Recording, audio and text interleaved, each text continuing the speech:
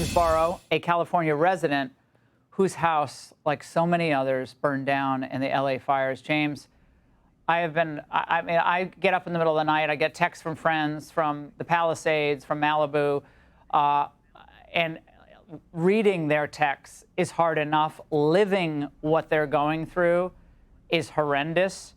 So we're so sorry for your loss of property and everything that's gone along with it. Tell us a little bit about that, and then do you think any of these officials deserve some blame here? Yeah, I mean, it's been a horrible week. I'm fortunate my family is safe, but it's, my entire house burned down, our entire neighborhood burned down. I lived in an area called the Alphabet Streets. It's totally decimated. Like every single neighbor I have, their house is gone. I have a 5-year-old and a 3-year-old. My 5-year-old's school is gone. The 3-year-old's preschool is gone. The library's gone. The place they went to art class is gone. The place they went to music class is gone. The place they went to gymnastics is gone. Like every single thing is gone in the town right now, and it's hard to imagine. It's an incredible town. The Palisades is one of the most special places in the world, and I don't blame really anyone that's affiliated with the Palisades. But I think Los Angeles failed us to a catastrophic degree, and it just can never happen again. So, yeah, that's sort of my point of view on it. And we're seeing the video of your home burning down.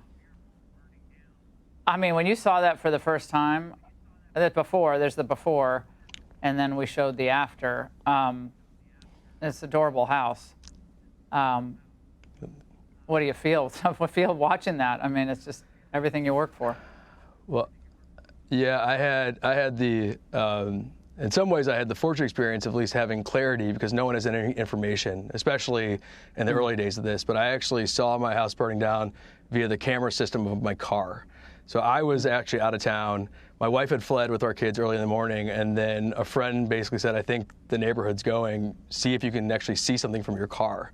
So I logged in, and I basically had a live stream of the fire jumping from my neighbor's house to our side yard to the garage, and then the rest of the house. Took about an hour for the house to burn down, and there was no emergency services. I watched it from the Las Vegas airport. It was without a doubt the most surreal experience of my life.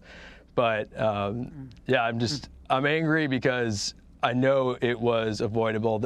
Everyone knew the winds were bad, and I think everyone's been talking about the insurance companies. And like in my case, I was dropped by State Farm 3 months ago, and I actually was fortunate. I got put on the FAIR plan, but the whole town knew that a huge swath of us no longer had insurance. And the insurance companies actually, to their credit, were transparent.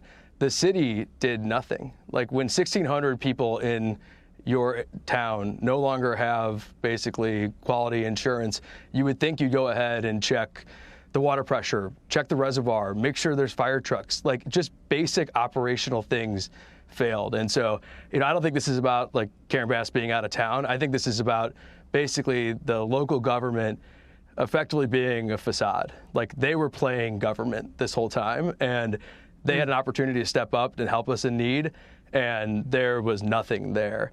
And I'll say too, just, like when you think about infrastructure, the most valuable thing that we've had sort of as a community has ironically been like WhatsApp. Like everyone is self-organized. There are WhatsApps about how to get lawyers, how to deal with taxes, how to deal with State Farm, all these things. Like we have, it is. The people are saving themselves. How little. Yeah. The people are saving themselves, and their friends are helping other friends, but making new friends in the horror of all of this. And James, I mean, there's a lot in this story, but one of them, which we'll delve into later, is why these insurance companies, and everyone hates insurance companies, I get it, but why they pulled out.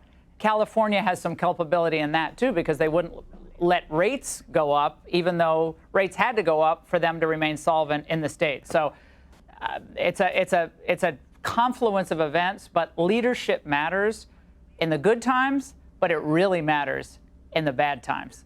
And I wish you and your family the best. Are you going to fully rebuild in that same location? Because I know a lot of the vulture capitalists are swooping down too.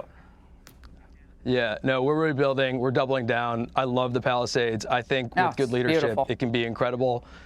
So we're optimistic if there can be people who are competent running this place. There's no reason it has to be like this. Well, it's one of the most beautiful parts of the United States, and we wish you all the best, and we'll continue to cover. Hey, Sean Hannity here. Hey, click here to subscribe to Fox News YouTube page and catch our hottest interviews and most compelling analysis. You will not get it anywhere else.